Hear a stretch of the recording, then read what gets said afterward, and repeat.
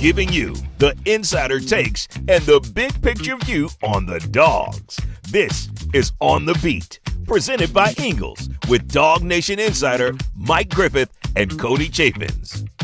Happy Monday to you, Cody Chaffins and Mike Griffith with you on the beat. We're in different locations than we normally are this week. I am at home because of the weather and kids out of school and all that madness. And Mike, you are on the beat down in South Alabama getting ready for the Senior Bowl, right?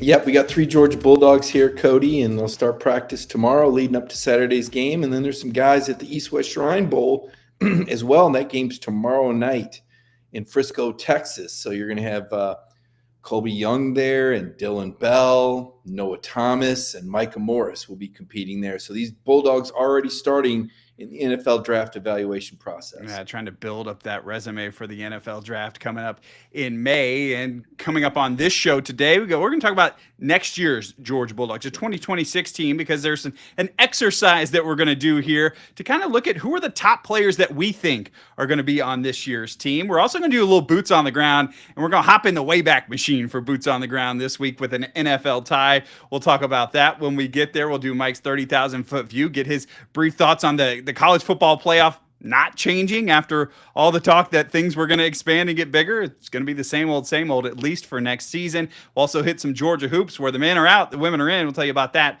coming up later on the show. But to start things off, we're going to start on 3, put out their 2026 top 100 players in college football. They called it the way too early, and we agree it is probably way too early, but it's fun to look at. And 5 Georgia Bulldogs made the list of their top 100 players. All were in the second half in the 50 to 100. I'll tell you who they are. On 3 had Drew Bobo, number 57, Ernest Green, number 68, KJ Bolden as their 77th best player in college football in 2026. Gunnar Stockton came in at 91, and Raylan Wilson was there at 94. And of course, you talk to any dog fan, they're going to give you a different 5 and the guy that they like, or who they think has the potential. And Mike, as we talked about this, we said we should make our own list. And then the question comes in, well, when you're talking about the 5 best players, well, what does that mean? It can mean a lot of things. Yeah, it's tough. Are we talking about NFL draft stock? Are we talking about impact? Are we talking about potential All-Americans? And yeah, this list, I'm still scrambling on it, Cody. I'm putting guys, I don't want to leave anybody out. That's the problem. Who do you leave out? Yeah, so as we start, let's just start here maybe. When we hear on 3's rankings, Drew Bobo, Ernest Green, KJ Bolden, Gunnar Stockton, Raylan Wilson, that seems like the veteran guys who are kind of the staples on this team. Bobo's started now a year. Ernest Green's been there forever. KJ Bolden will be in his 3rd year. Gunnar Stockton's 2nd year as a starter. And Raylan Wilson, again, another guy who feels like he's been there forever as he comes back yet again. I mean, you can't really have a problem with that list. It's hard to hate on the guys that they put out there. Well, it really is. And, Drew Bobo was their best offensive lineman this year, which says a lot. Now, that doesn't mean he had the most draft stock, because we're already seeing Monroe Freeling as a projected first-round pick. But when you looked at the leader in the room, the most effective guy at a key position, that would have been Drew Bobo. And you really can't underscore that enough when you consider that he was out at the end of the year. I know a lot of dogs are still a little sad about the Sugar Bowl, but you were missing Drew Bobo and Raylan Wilson, another guy that, clearly – one of the best players on the team for that game. I digress. Gabe Harris as well. I digress, though. There's no doubt that trying to make this list up, and this is good news, Cody, because last year it was kind of a struggle. Remember when On 3 did this list last year, there were only 2 guys in the top 100, and that was Kristen Miller and CJ Allen. Those were the only 2. So we know that Kirby's teams get better. We know that guys are going to emerge. And this year, I feel like there's a lot stronger cast coming back of proven players than last year, after you'd had 13 players drafted and another 4 signed as free agents into the NFL. Yeah, it is kind of crazy to think that Zachariah Branch wasn't on that list to start last year, but he definitely earned his way on there. As we talk in the NFL draft stock, he is definitely up there. So first thing I want to ask you, I do have Drew Bobo on my top 5. It is interesting to me, though, that they had him. Is he Georgia's best player? Right? He's number 57. He's the first Georgia Bulldog on this list. I mean, I think where I saw when he went out second half of the Georgia Tech game, missing in the SEC championship game, missing in the Sugar Bowl, that offense was not the same without Drew Bobo on it. But are you willing to say he is the best player on this 2026 Georgia Bulldogs team? I can't do it. I think he's the most valuable lineman, the most important offensive lineman. There's no doubt about it. But when I think of dynamic players, I've got 4 guys more dynamic, maybe 5, maybe 6. I'm going to put him in the top 5 just because I have to. I mean, I just feel like you cannot disrespect Drew Bobo. The national media does a good enough job with that. Being a local guy, knowing the importance that Drew holds, saying he's the leader of the offensive line room. They got 3 starters returning. I think you've got to put him in the top 5.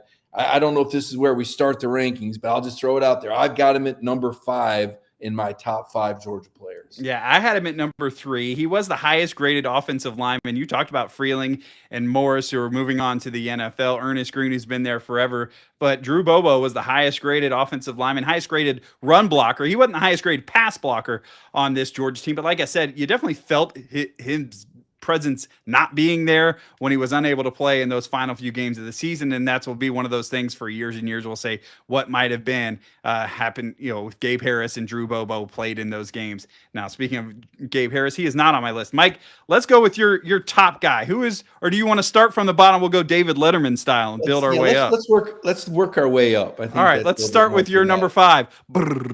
Well, I got Drew Bobo number 5. Okay, Drew Bobo 5. I'm going to go to number 4, and this is a little bit of a projection here.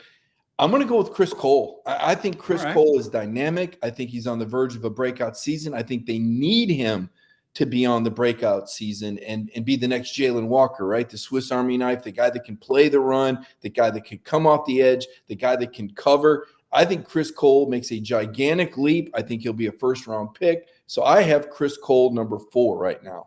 Really interesting. All right. Chris Cole is on my list as well. And you look at last year, 59 tackles, 7 tackles for a loss, 4.5 sacks on the year. I do feel like Chris Cole is one of those guys who we thought would take this step this year, right? But he can take one more step. He'll be a junior coming up this coming season. Georgia going to need more help with C.J. Allen gone. Does he play more as middle linebacker this year unless is that edge guy? I don't think you can afford for him to unless you feel like Zayden Walker really is going to be that edge guy for you. So it'll be interesting this year. Chris Cole, I'll tell you where he ranks on mine coming up. My number 5, I went with Nate Frazier. Highest graded offensive player for PFF, 947 rushing yards, 6 touchdowns last year, 116 receiving yards and a touchdown there, about 67 yards per game. He wasn't the most consistent. By far was not the most consistent throughout the season. He had to sit down and let Chauncey Bowens do his things at times. But I do feel, especially late in the season, and maybe this is why we felt this way last offseason, late in the year, you kind of see this spark from Nate. And he was running angry. He was running really angry in those last couple of games. And I love to see that. And when he is there, he is a top 5 player on this Georgia team for me. Well, there's no doubt, Cody, and I'm sure Kirby Smart wishes he would have been there inside the 10-yard line late against Ole Miss. You kind of feel like maybe Nate would have got it in. I don't know if you play call a little different. I can't take it out on Chauncey Bowens. He got cut down behind the line of scrimmage, but maybe if Nate's in there, it's a little bit different play call. I agree the second half of the season, he showed me more. I don't have him in my top 5. I don't have him. I'm not ready to say that Nate is of RBU stature. I need to see more. I need to see it go up some more. Maybe that offseason competition with him and Chauncey. Now we saw Nate in a leadership role. This is a guy, a very talented guy. I've got a couple other really talented guys I want to talk about when this is done that I think could launch into my top 5. But right now, Nate Frazier is not in my top 5. Okay, love it. All right, we're at number 3 for you. So let's hear your number 3 player for Georgia. Tip of the cap, got to go with Raylan Wilson. I mean, this guy is going to assume the reins in the linebacker room. Him and CJ were 3-year starters. Now he's going to be a 4-year starter. I'm excited about Raylan Wilson, another guy that I thought was playing really well at the end of the year. You go back to that Auburn game, him and CJ were there. Pivotal goal line stand. He was playing sideline to sideline. I thought it made a major difference when he went out of the Ole Miss game in the first quarter of the Sugar Bowl with an injury. I have Raylan Wilson number 3 on my top 5 Georgia Bulldog player list. And Raylan Wilson was number 94 on the top 100 for On 3. I will tell you, and maybe this is just me playing contrarian, I didn't have Raylan on my list as a top 5 player. I think he is right up there. I do think you look at the Mississippi State game, that comes to mind for me, getting in the backfield a couple times, making sacks. I wonder, that's a job that C.J. Allen did really well, was coming on that blitz and getting sacks. I wonder if Raylan steps that up. We see a little more of that from him this year. But yeah, he's going to be a guy, green dot. You're going to trust him right in there and make the calls, get everybody lined up. That is his role now. He came back on a mission. After the Sugar Bowl, he sat in there and he answered all of our questions. And Jeff Sintel at that time, he didn't know if Raylan was going to go pro or not. And he says, will this weigh on your mind as you make that decision, Raylan? Does this Sugar Bowl loss leave a bad taste in your mouth? And he, at that point, he didn't say officially he was coming back, but he kind of nodded a little bit and you knew. So he is one of those guys, much like we think of the guys from the 2016 to 2017 team, those guys that came back on that revenge tour. Well, this is a man on a mission coming up in 2026. Look forward to see what Raylan Wilson has. All right, number 4 for me, and this may be on your list. I don't know if it is or not. I'm going to have Gunnar Stockton number 4 on my list. 2,894 passing yards. He had the 462 rushing yards last year, 34 total touchdowns.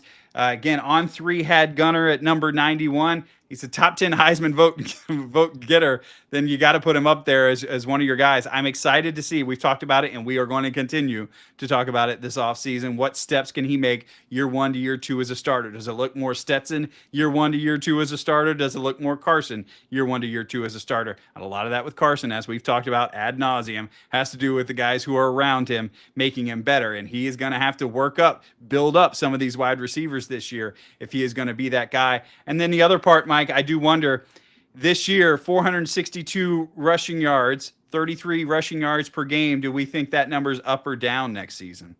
Yeah, a lot of questions about how this Georgia offense is going to look. You know, they were able to add that receiver from the portal, Canyon, out of Georgia Tech. He's going to be a very important player. Obviously, Gunner's only can be as good as his supporting cast. So I certainly understand why you have Gunner there, Cody. All right, so we are, for you, where are we at? Number 2 now? We're at number 2. And, all right. This guy is so dynamic. And now that they've added another safety, Khalil Barnes, I think KJ Bolden, I think you're going to see more interceptions. I think you're going to see a bigger, stronger, faster version. There's a reason why Georgia paid him all that money when Dylan Raiola flipped. Kirby said, okay, well, let's get the other Buford guy. How much you need, KJ? KJ has been an exemplary teammate. He had to take on a leadership role last year in a young secondary. Now the guys around him know what they're doing. I think this frees KJ Bolden up to be everything that I know that he can be, and that is a first-round draft pick. KJ Bolden is my number 2 player on my list. It's really interesting because Khalil Barnes is the guy they brought over from Clemson. KJ is for Khalil. It's Khalil and Khalil. Well, they're almost like the law firm back there. I would love to see those 2 safeties out there. KJ is Khalil Bolden Jr., so KJ Bolden. Highest graded PFF player on this Georgia defense. Number 2 in tackles from a safety position at 76 tackles. That's a couple of interceptions. He almost had a couple more throughout the season. I think he's one of those guys, too. For some Georgia people, you may not put him as high, but I think he's one of those. If he was missing, like a Drew Bobo was in that Sugar Bowl, you would definitely feel that. He's one of those guys who just gets his job done almost quietly sometimes. It doesn't get kind of the pub that he deserves. Well, there's no question that, you know, it's so important for getting everybody aligned properly. Like you said, he's the last line of defense. You don't see Georgia give up many big plays.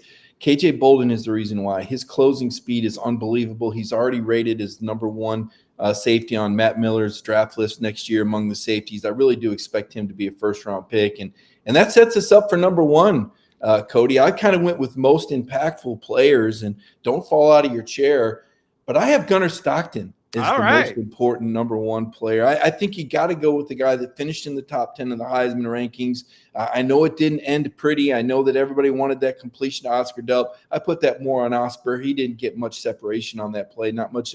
I don't know if Matt Stafford could have put that ball in the window. And, oh, by the way, hey, you see it in the NFL too. Right. Matt Stafford's at the 4-yard line, and he's not able to complete a touchdown pass to send his team to the Super Bowl. That is the best quarterback in the NFL. So you truly are at the mercy of your receivers and their ability to get open. I think Gunnar Stockton, the way he plays is infectious. I think the leadership is important. Maybe I'm just going for the Walt Disney movie where Gunnar leads his team to a national title, but this guy exceeded all my expectations last year. I'm not going to say that he can't get it done. You like that physical style. I think he will improve as a passer. I think you're going to see more of those layered throws, more of those deep out routes. I know he's going to work on his form. Nobody works harder than Gunnar Stockton on this football team. He is the leader of the Bulldogs. They will only go as far as they can take as Gunnar can take them. I have Gunnar Stockton as my number one Georgia football player going into next year. And I do think we talked about, what will the year 1 to year 2 look like? I say last year, first third of the season, the kid was so nervous, right? He was trying to get the feel, and he admitted as much. He was very nervous that first third of the season. You take that out of the way, I feel like the last third of the season is pretty beat up. So can, you erase kind of those, you're not going to be as nervous, and if you can stay healthy, boy, it could be a much higher upside this year than we saw last year from Gunnar.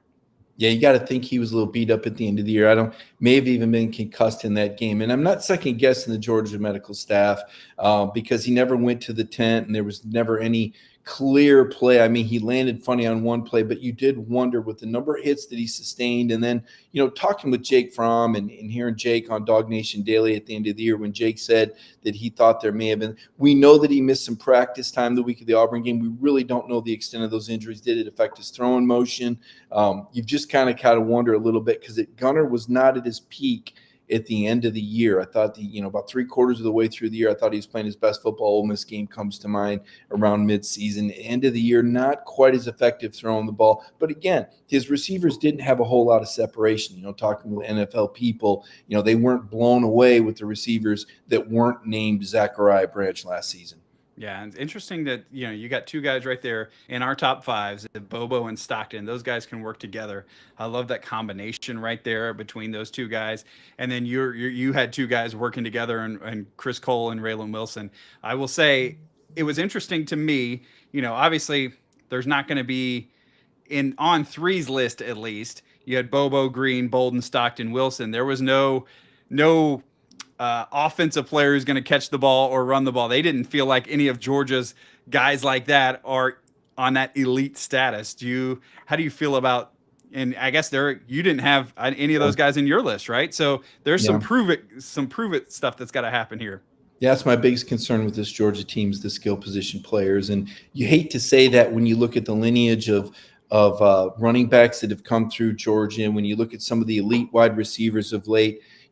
But Cody, I don't want to cut you off from let's finish your top five because we're going to get into some of those guys that have to step up at the skill positions. So I had 5, Nate Frazier, Gunnar Stockton was 4, Drew Bobo 3, KJ Bolden was number 2 for me, and Chris Cole. I just love the upside there. And maybe that's, again, when you're talking about top players for this year, which guy's going to be the best in the NFL, which guy, is the most important to the team. There's a lot of those things. I just feel like as a football player, I really love everything Chris Cole brings to the team. I love his attitude. I love everything about him. So I think he's one of those guys that when we get to the end of next year, and maybe that's how I was thinking, like as we look back on this, I'm going to feel really good about this list at the end of next year after 2026. And we're going to say, yeah, I knew Chris Cole was going to be a stud because I just feel that. So that was my top 5. A lot of overlap between you and me. I think Nate Frazier was the only one.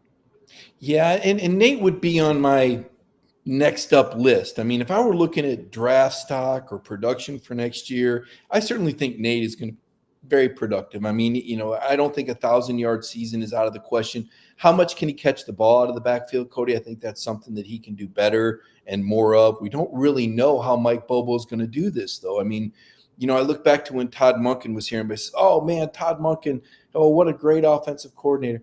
Well, yeah, he had Brock Bowers. He had Ladd McConkey. He had the NFL rushing leader, James Cook. He had so many guys on the offensive line.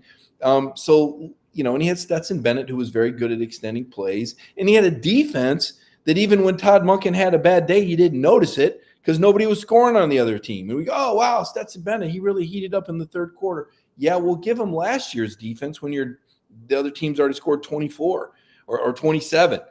So it was a different world for Todd Monken. He had a lot more tools and toys to work with as far as those skill position players. So now could Nate Frazier evolve into that? Absolutely. How about Elias Williams? Certainly there's another guy that I think could emerge into one of these playmaking guys. And then defensively, 2 guys that I felt really guilty, almost dirty, leaving them off the list. Because Ellis Robinson was the National Freshman Player of the Year. That's going to be recognized in February at the Steve Spurrier Awards. The National Freshman Defensive Player of the Year, already projected to be the number 3 cornerback on Matt Miller's way too early draft projections for next year. You could have the number 3 cornerback in the nation in Ellis Robinson, the 4th.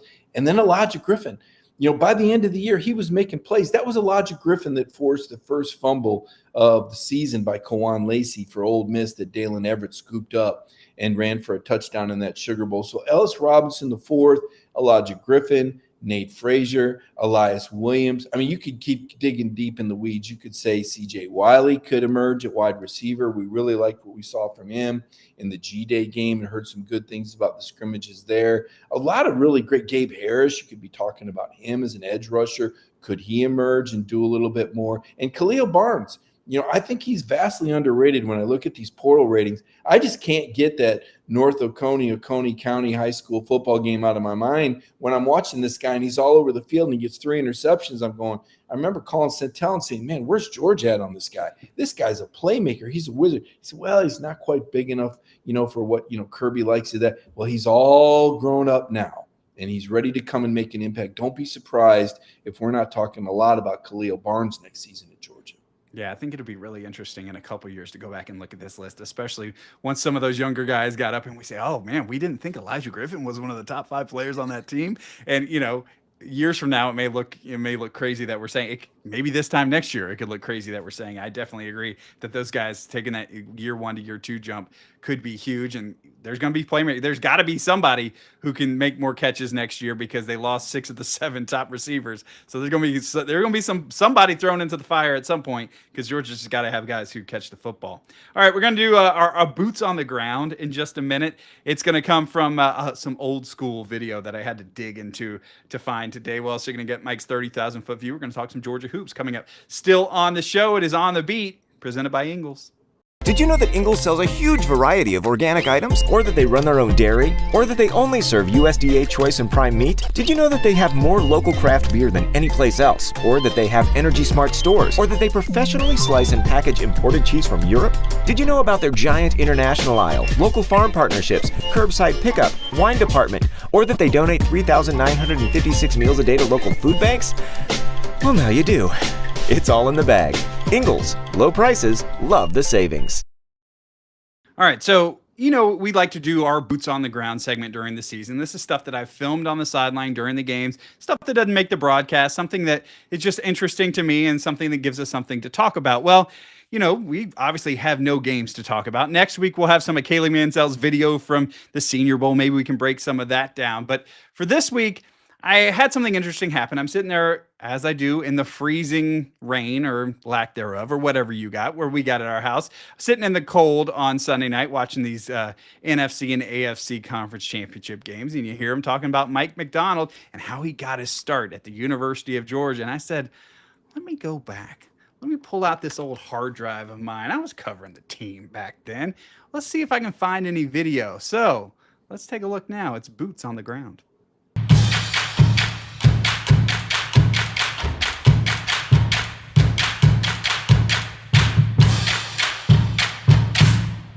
All right, so Mike Macdonald in 2010 was just a student assistant for the university. I'll tell you what they said. He didn't even make the media guide. He only made it in 2011.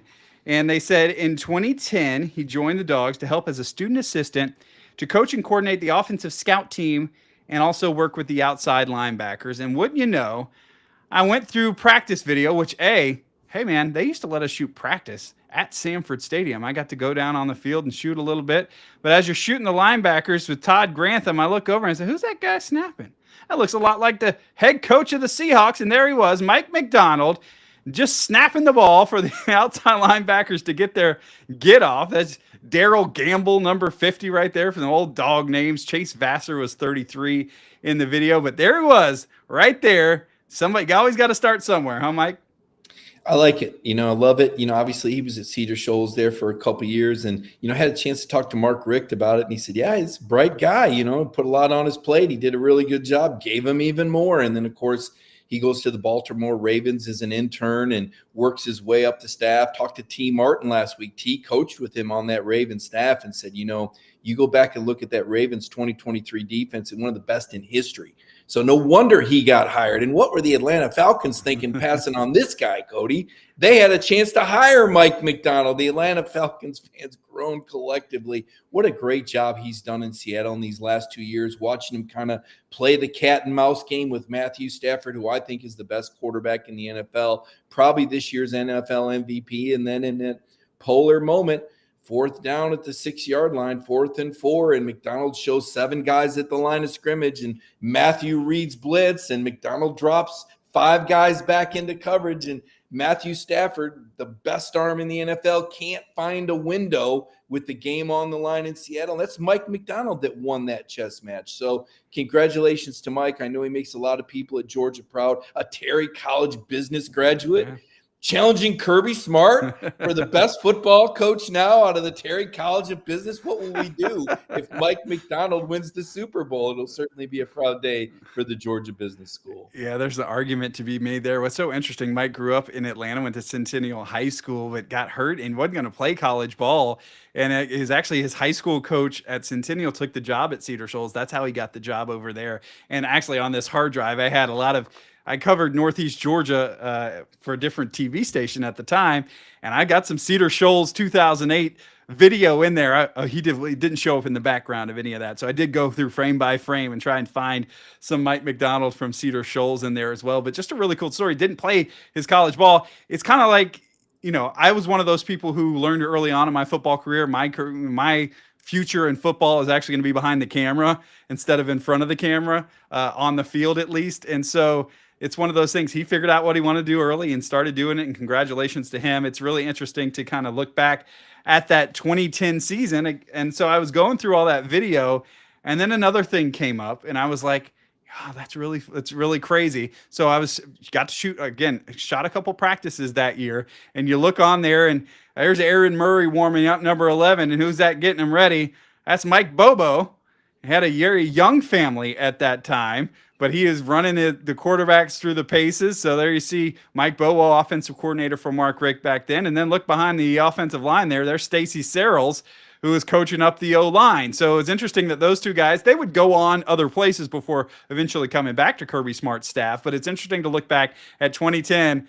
And as so many things change, so many things stay the same, at least for last year. Stacy Searles, we know, has moved off of his offensive line coaching role as now kind of an analyst moving forward. But it's interesting to see those guys back then, 2010, coaching up the offense. Yeah, sweat-soaked practice. You see all that sweat on the Bulldogs there. And the SEC's all-time leading passer there that Mike Bobo coached, as well as Matthew Stafford, the number 1 overall draft pick. Now, here's the real challenge.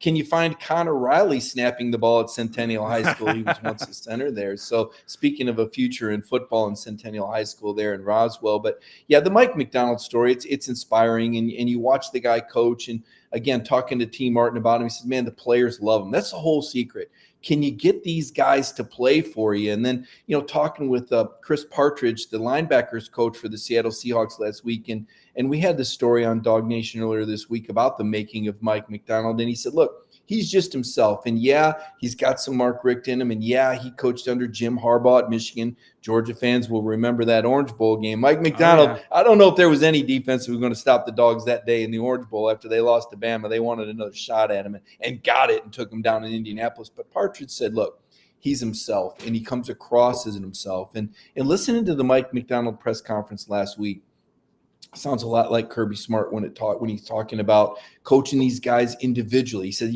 some guys that they want to go deep in the weeds. They want to understand everything. And then other guys that just see ball, get ball. So it's a matter of coaching these guys up. And you look at the Seattle Seahawks, Cody, and it's kind of a nondescript group. I mean, who are these guys, right? They're just flying around, hitting everybody. And McDonald's defense, the way it works, and again, so well, to keep a guy like Matthew Stafford under wraps there. Now Stafford went off in the second half, but again, that ultimate possession, Mike Macdonald, the way he studies these offenses, and he says, look, it starts out with you're trying to figure out what they're trying to do, and then you go from there. And it sounds so elementary, and yet so many coaches struggle with that. So congratulations to Mike Macdonald and the Seattle Seahawks.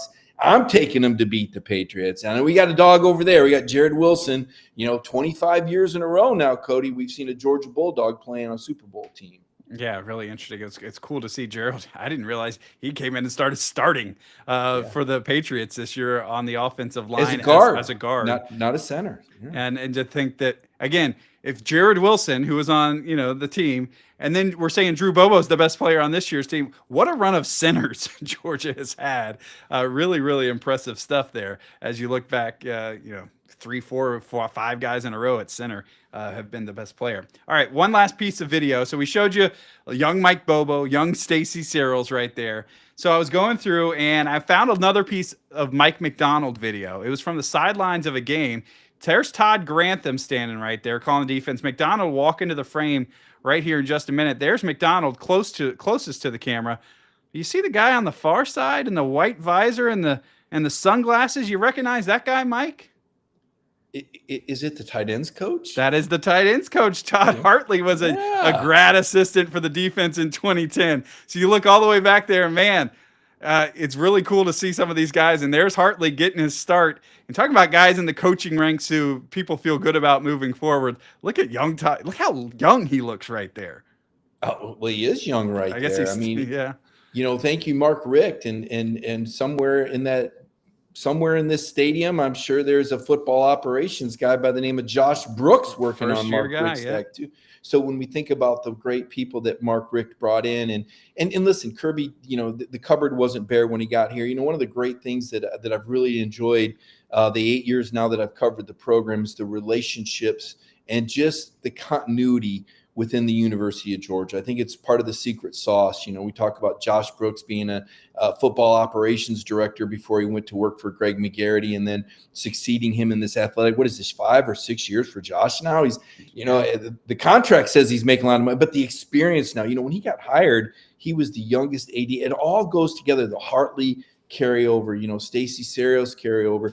And then to see Kirby work with Mark Richt in that bowling tournament, the DawgNation streams every year, the Dog Bowl, and Chick-fil-A with their great sponsorship of that. Of course, we're able to cover that, and you see what Mark now is doing for the Parkinson's disease research there at the University of Georgia, bringing a world leader in here to study that and its relationship with Crohn's disease. There's so many incredible things going on at the University of Georgia, and the continuity. But again, the Mark Richt connection, the fact Mark is still active in the community, the fact that he's still active on the ACC network, it's been no less than fascinating to see how this Georgia carryover from one coach to the other has worked out for both Mark Richt and Kirby Smart. I think it's one of those things you got to appreciate too as a Georgia fan. Appreciate the fact that all of these guys are here together still, and this is a group, and especially a guy in Kirby who appreciates what happened before him. He could have come in here and just ignored all of it. We saw that with Georgia Tech a couple years ago with the coaching hire, and then everybody felt alienated who had played for Georgia Tech and bled for that program. But this is a program in Georgia where the continuity matters, and the guys that Mark Richt hired, who was Kirby Smart at one point, but although those guys, Jim Donnan shows up, Ray Goff shows up for this Mark Richt bowling event, and all the head coaches are all there together. Let's appreciate, what this is and the continuity, and guys like Josh Brooks, who knew somebody way back when, he can call, and they have these deep, better relationships. I think it's something that's special here and that should not be overlooked. Well, I think, again, it's a winning edge. And let's not forget, Ray Goff gave Kirby Smart the scholarship to the University of Georgia. And Kirby jokes that he never would have gotten that scholarship if Steve Johnson hadn't flipped to Tennessee. Goff said, I'd have found a way to get you there, because he knew his dad, Sonny, and he wanted to maintain those relationships. But Kirby was the undersized, underappreciated guy, wasn't highly recruited, grew up wanting to be a Bulldog, although he was really more into high school football back then. But if not for Ray Goff, what happens? Does Ray Goff also bringing in Will Muschamp, and you think about that lineage and the role that Will Muschamp played for the Bulldogs recently, before going to Texas. So then you got Jim Donnan, who continued and gave Kirby Smart his first coaching job when there really wasn't a place on the staff. He just created a spot for him after Kirby got cut by the Indianapolis Colts. So, if not for Jim Donnan, if not for Ray Goff, Mark Richt brings them back to Georgia in 2005 to coach the running backs. And, oh, by the way, meet his wife, Mary Beth. That's kind of a pretty big part of Kirby Smart's career too. You know, the woman behind you or next to you, I should say. I don't think she takes a back seat to Kirby, to be clear. If there's anybody that controls Kirby Smart, it's his wife. So the fact that he came back here and met his wife, I mean, again, it's quite a story. Yeah, it's really fun. All right, so fun, always fun to pull out the old hard drive and look at some old video and find some of those guys. And when you find that diamond in the rough, a shot or two of Mike Macdonald was pretty fun right there. All right, so that's one of our staples on the show is our boots on the ground. But we also do Mike's 30,000 foot view, and there's a lot to talk about this week. So let's do it.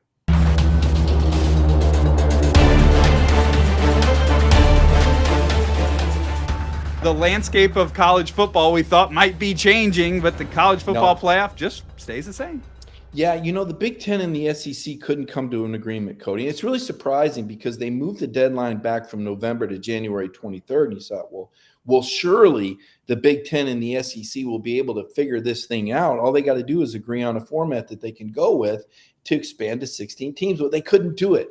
The Big Ten, it appears to me, moved the goalposts on the SEC. Remember, it wasn't so long ago they were saying, well, you got to play 9 conference games. If you play 9 conference games, you know, we'll consider this 5-11 format of 5 automatic bids and then 11 at larges. Well, so the SEC, they went ahead and they added this 9th conference game. Well, now the Big Ten says, well, no, wait a minute. We want to go to 24 teams in 2028. So if you agree to go to 24 teams playoff in 3 years, then we'll sign off. And the SEC said, no, wait a minute. That's not how we do this. Greg Sankey is the master of slow playing everything, getting as much information as possible. He said, can we just wait and see how the 16 team thing works out before we go now? And so, well, the SEC says, all right, we're standing pat with 12. The Big Ten says, all right, we're standing pat with 12 for at least one more year, Cody. I do expect there to be a change. Yeah, it's interesting moving forward this year. The one thing that did change, well, now it's just the top 4 Power 4 conference champions are in. So ACC guarantees their spot at the table for their champion. And Notre Dame, if they're in the top 12, all of a sudden they get in automatically as well. So couple changes there. But now that we've seen it for a couple years. Well, and to be clear, things would have looked different this year. Had those provisions been into place, Duke and Notre Dame would have been in the playoff.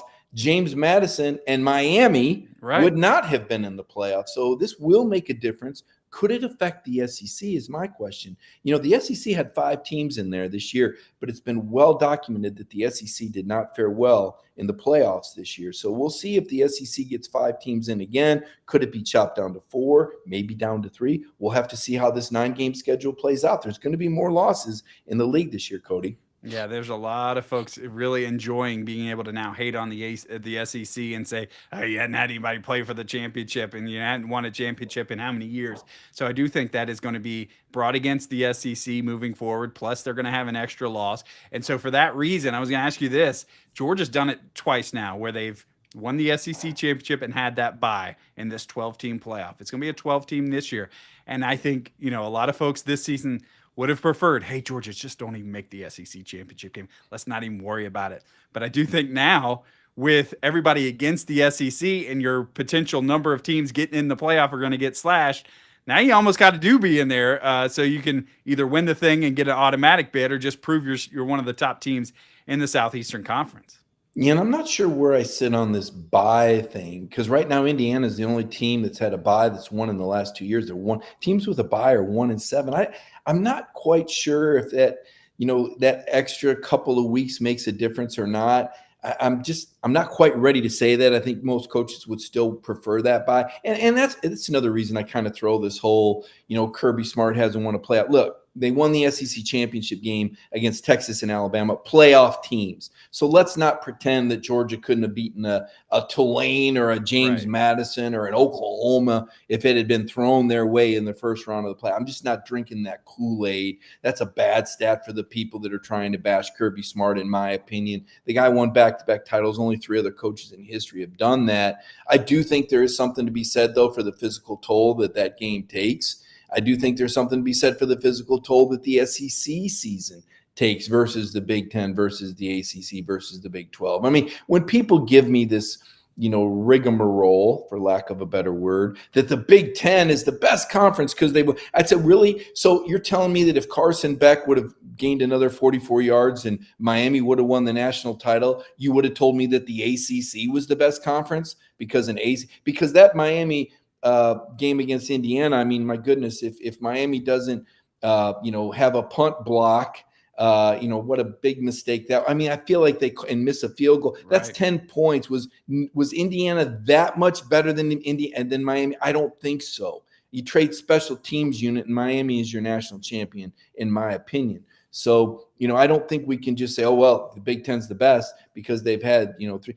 I watched Miami beat Ohio State more convincingly than Indiana did. So, Miami, Indiana played 10 times. Maybe Indiana wins 6, in my opinion. So I'm not ready to say that just because the Big Ten's won 3 in a row, they're the best conference. Certainly not top to bottom, Cody. Yeah, but hopefully all those voters and all the folks on that committee can think like you and not just be swayed by who won the championship last couple of years. All right, we're going to get to a little Georgia basketball here in a minute. Before we do, I want to thank one of our sponsors on the show today. That is Retro Roofers. I know a lot of folks are thinking about their roof, whether they had I saw limbs down all over my neighborhood, a lot of trees falling down. If you have roof damage or if it's just time to get that roof replaced, we ask you to turn to our friends at Retro Roofers. They are GAF President's Club credentialed, and GAF, of course, the shingle maker out there, and not everybody gets in that President's Club. Only 19 of about 3,000 companies, or 0.6%, get in the President's Club, and Retro Roofers, they are members of that. They install only architectural shingles and register with that GAF Golden Pledge warranty on every project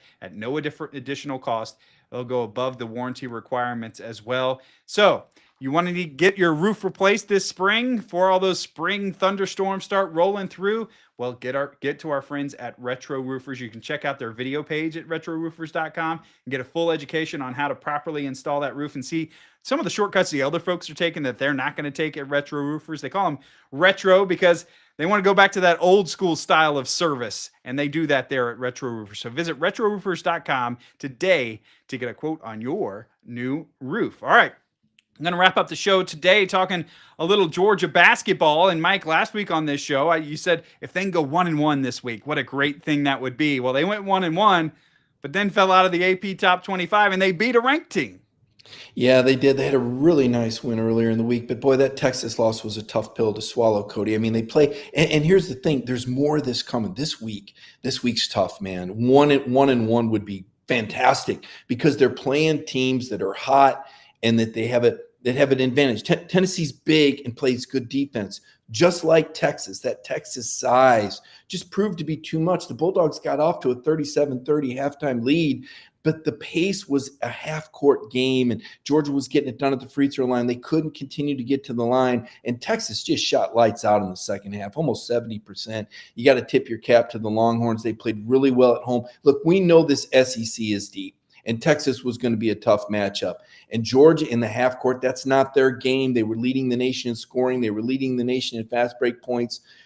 Only 7 fast break points. And it's hard to get on a fast break when the other team's making all their shots. Right. Because you got to take the ball out underneath the hoop, and the other team has time to set up. So the combination of Texas rebounding, Texas Wednesday. This game was supposed to be to the inclement weather. Hey, let's play this thing Wednesday night. So the Dogs are going to get the Vols Wednesday night. Tennessee also just narrowly outside the top 25. Georgia dropped out of the top 25 from 21 to second among others getting votes. They're like 27. Tennessee 26, or excuse me, Kentucky 27, Georgia 28. Those teams just grouped all together. And then Saturday, another unranked team. But here's the caveat. Texas A&M is atop the SEC with a 6-1 record. So you don't have to think they're a top 25 team. They're just going to keep winning in the SEC and beating SEC teams that are ranked above them. So you got Tennessee Wednesday night. That's going to be a tall order, no pun intended. And then A&M red hot comes in here on Saturday. Dogs, they're going to be fighting to get one of these. They're 11-1 at Stegman Coliseum this year. Going to have to get one of these games if they want to climb back in the top 25 and stay in those net rankings, Cody. The net rankings, kind of like the old RPI. They kind of tell you where you're at in the computers. Georgia basketball, number 32 in the net. Still projected to make the tournament. Got to start getting some of these tough wins, though. Yeah, this is a team that was able to rebound after that close loss to Ole Miss in overtime and able to bounce back get the wins now? Can they bounce back from their biggest loss of the year? But again, it was on the road at Texas. Yeah, and I'm watching that game. It just felt like they just couldn't get out and run. Like, come on, you run a lot of road races. Like that first mile when you're caught up with everybody and you just can't stretch your legs and run a little bit. That Georgia team couldn't run. Well, now, while the Georgia men's basketball team has dropped out of the AP Top 25, the Georgia women's team, the Lady Dogs, are back in the top 25. And actually, the SEC set a record with 10 teams in the AP poll. Georgia now at number 23, and they are 18-3 after taking down Kentucky. Yeah, 2 of their 3 losses, South Carolina and LSU, no shame in that. Number 2, South Carolina, number 6, LSU. The other loss to Ole Miss, which they've since avenged, beating them in Athens. But Coach Abe, Katie Abrahamson, let me say it out here, Katie Abrahamson Anderson. That's why we call her Coach Abe, folks. Coach Abe, yeah. Huge transfer.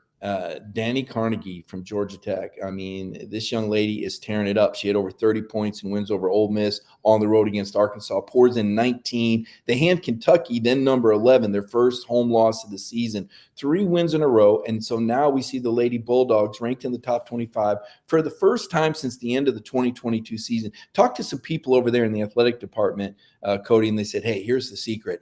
They gave her some NIL money. She's got some transfers over there now. Got a transfer from Wake that scored 19 in this last game. Big game coming up for the Lady Bulldogs this week at home against Alabama. This is not hard to root against Alabama, Georgia fans. So if you want to see some good basketball, Wednesday night, the men's team takes on Tennessee. That is a huge rivalry. Rick Barnes has had some trouble winning in Athens, by the way. You might want to note that. And then Thursday night, you got Alabama rolling in here. We're going to see if the Lady Bulldogs can win 4 in a row and continue this hot streak, 18-3. They appear headed for the NCAA tournament. Quite possibly you could have the men and the women in the NCAA basketball tournaments at the end of the year, Cody. That's really, really cool and really exciting. It's one of those things that we brought up on this show last year. It's like we got so used and spoiled for so long. Andy Landers, we just assume, what are they ranked, right? Because they are ranked at any point. And moving all the way through and just assume they were going to be in the tournament, assume they would be, a top seed in the tournament, a top 8 seed at least in the tournament every year. And just it's one of those things that's hasn't been the same way. And Coach Abe has had a couple of years where it struggled, but to be back in the top 25 is something to celebrate for sure. And you got 10 SEC women's teams in there. Georgia, or the men had 10 SEC teams. That's not quite as strong in the SEC, at least in the poll this year, as we saw last year. But that was the case last year for the men. So. Well, and what you're seeing, Cody, when you take a look at this, is what you're seeing is the football dollars are trickling down, because you'll notice there's 7 Big Ten teams ranked in the top 25. And this whole super conference idea, if you start taking a look around, I don't know where the Big Ten's at in baseball yet. I don't know that they really invest there. But you take a look at the women's softball, even you start looking at track, you start looking at these other non-revenue teams. And what's happening is these high-powered Big Ten and SEC teams with their television contracts, they've got the dollars to be paying these NIL contracts, whereas maybe some of the conferences with smaller television deals, Big 12 and ACC, they don't have the money to spread out. So when Georgia says, and I believe this is true, I think Josh Brooks announced this, I believe everybody's on full scholarship.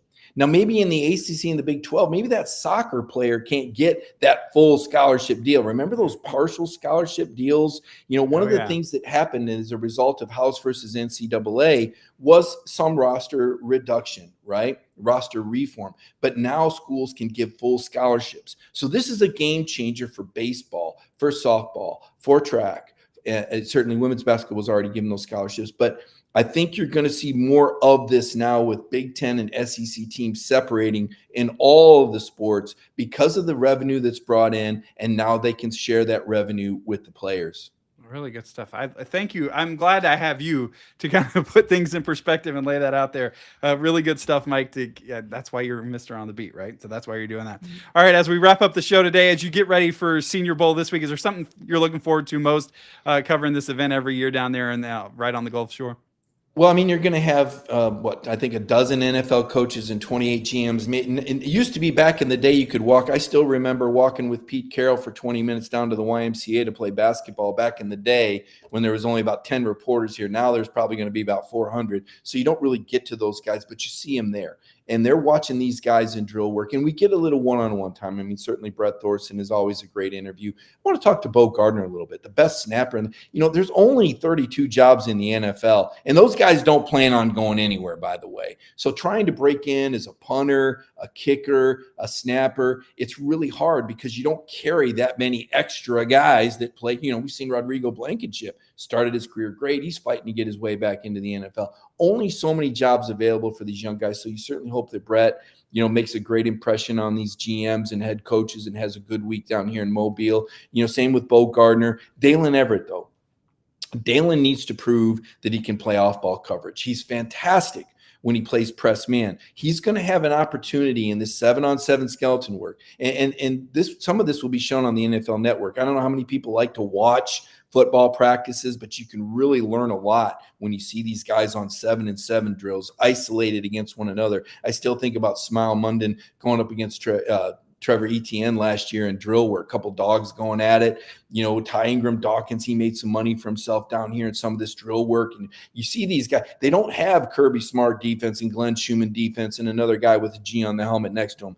They're isolated in one-on-one drills. How good are you really individually? How quickly do you pick up on the coaching? Because these guys don't waste a lot of time. You either know your assignments or you don't. Playing at Georgia is a huge advantage because so much of what Georgia does is in use in the NFL. And in some cases, Georgia does more than some NFL defenses. So how does Dalen Everett adjust to the NFL coaching that he's going to get? How does he do in isolated individual drills? And Dalen is a guy that needs to make a jump. He's a third-day guy right now, Cody. That means outside the top 3 rounds.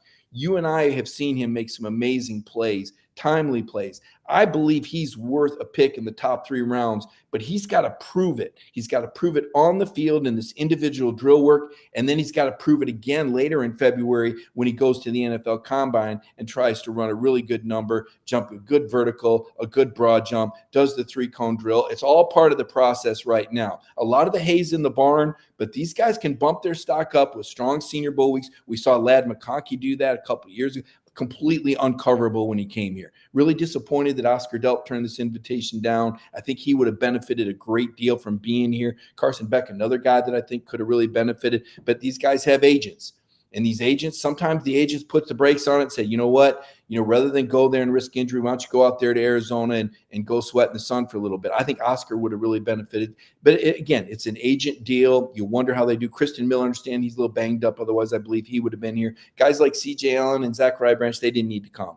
Right? Monroe Freeling, they have first-round grades already. But the guys in rounds 2, 3, 4, 5, 6, you want to get to the Senior Bowl or you want to get in the Shrine Bowl. And then again, that's going to be tomorrow night. It's going to be big for Colby Young. It's going to be big for Dylan Bell. It's going to be big for Micah Morris. It's going to be big for Noah Thomas. These guys need to splash. They're all third-day guys that need to try to work their way up into the second or third round. So if they do have a good NFL Combine, they've got some recent film and some recent exchanges against competition on the field that can raise their draft grades and get them into the first 2 days of the NFL Draft, which will be held in Pittsburgh this year, the end of April.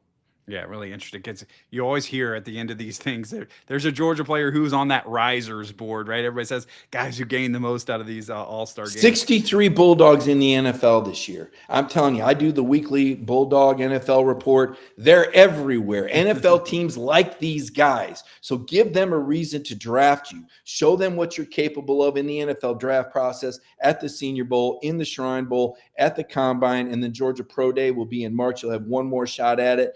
The more Georgia guys in the NFL, the better the advertisement for Kirby Smart when he goes into that living room and says, yeah, Podunk, you might be offering you $300,000 more, but I got you on the back end. You come to this place and stick around, you're going high in the draft, you're going to play in the NFL. Absolutely. Happens every year. Appreciate it, Mike. Yeah. That's going to do it for On the Beat this week. Enjoy it down there at the Senior Bowl. We'll see you right back here next Monday night on the Beat.